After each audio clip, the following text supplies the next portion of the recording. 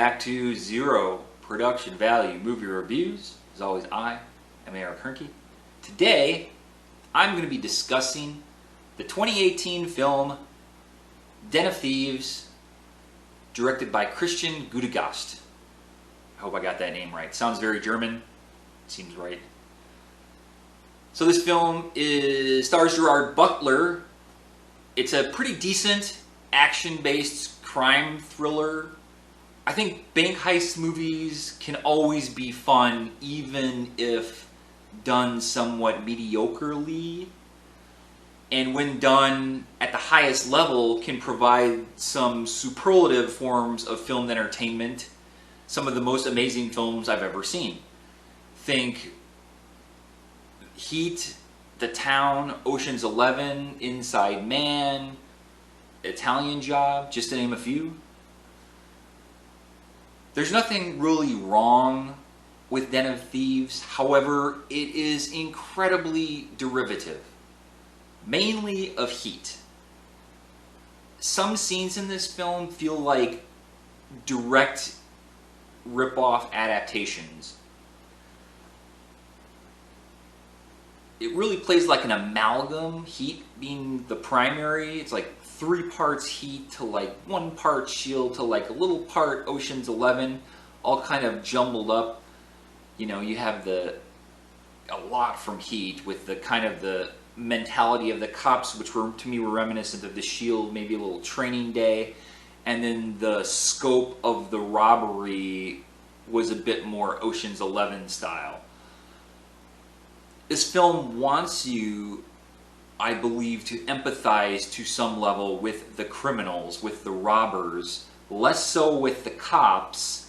They really blur the lines between good and bad, like who's good, who's bad. You know, obviously the cops are the good guys, the robbers are supposed to be the bad guys, but they're both kind of walking this line. So not only we have 2 groups kind of going at it, butting heads. The bank robbers, led by Pablo Schreiber's Merriman. He's one of those guys you might recognize his face, although he's really not a famous name. Surprised to see him in sort of a lead role here, as he sort of just seems more of a character actor, everyman sort of guy. And while he leads the group, the more famous faces of the group are Curtis 50 Cent Jackson and O'Shea Jackson Jr., aka Ice Cube's kid.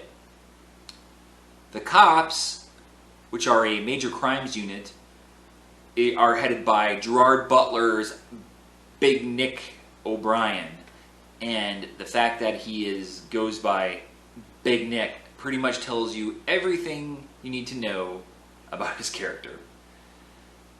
The bank robbers are intelligent, skilled, seamless execution, very precise. A lot of them used to be, I don't know if it's all of them or just most of them, in a military unit together. So they operate on that sort of level of camaraderie and understanding. They mastermind this pretty intricate robbery right under the noses of this major crimes unit breathing down their neck, as well as the FBI. The cops, like I said, are reminiscent of Shield cops. Like the FX series with Vic Mackey as that main character, who's basically a criminal as a cop who is protected by the badge, the Shield, as it were. They do what they want. They're borderline criminals. Big Nick even says in complete and utter machismo fashion at one point, "You think you're the bad guys? We're the bad guys." His life, this Big Nick's life, is a complete mess, a complete shambles due to his own, flaws. He's boozed and womanized his way out of basically his children and a marriage. At work, he's a bit better. He's more on point. I think he's like that. If he's focused on something, he can really kind of hone in. But he's still somewhat of a loose cannon, but he gets results. He's brash, unkept, foul-mouthed. He uses his badge to bully, coerce, and intimidate. that being said, about the only illegal activity we see could be kind of explained away in order to chase and pursue this bank robbing team, their quarry. So we really don't get, if you really, despite the fact they kind of set the cops up as these sort of this bad entity, we don't really see them doing much in the way of actual illegal activity. You know, they're not out there like robbing people.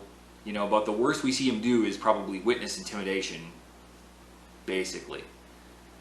So, like I said, blurring the lines even more between these two crews and like who you would want to win or who you would want to see come out on top.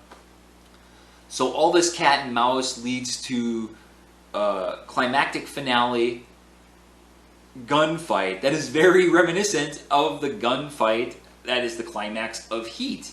And it ends quite predictably very much like the gunfight in Heat.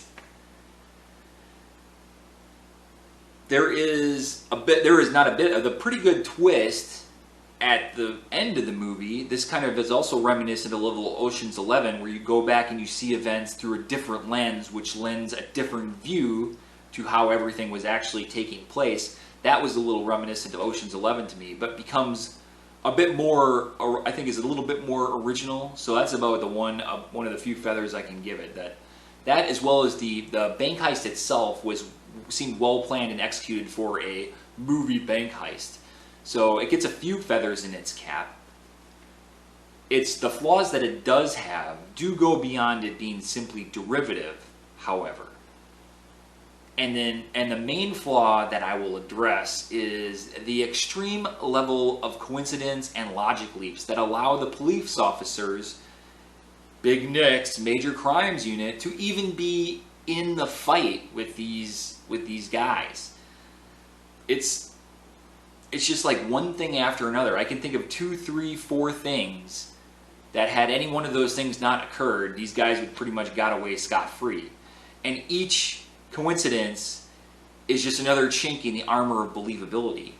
And the key to the best bank heist films is that believability. Believable heists, intelligent players on both sides, with very little left to chance. They just go at each other with their best brains available, and may the best team win or destroy the other team in whatever manner, the plot seems to see fit. And in this case, the cops get a lot of chance on their side, let's say. All that said, this does have its moments and is quite entertaining despite its flaws. Like the major gunfight, it's with some amped up, weaponry, as this is 2018, so that's pretty entertaining. And like I said, bank heist movies, even when mediocre, are still pretty freaking fun to watch. But what this film really made me want to do is go back and watch Heat, which, going on 25 years old, is still a modern classic and a far superior film. But like I said, it's a modern classic. Not much is going to come close to the level attained by Heat as far as bank robbery movies in my estimation. But there are some. This is not one of them. So for all that, I am going to give Den of Thieves, directed by Christian Gudegast, a C+. I love you. I appreciate you. Thanks for watching my movie review. I really enjoyed making it. Like, subscribe, leave some comments if you want, down below somewhere. As always, I'm Eric Hoernke, that rhymes with turnkey, and this has been a production of Zero Value. Thanks for watching.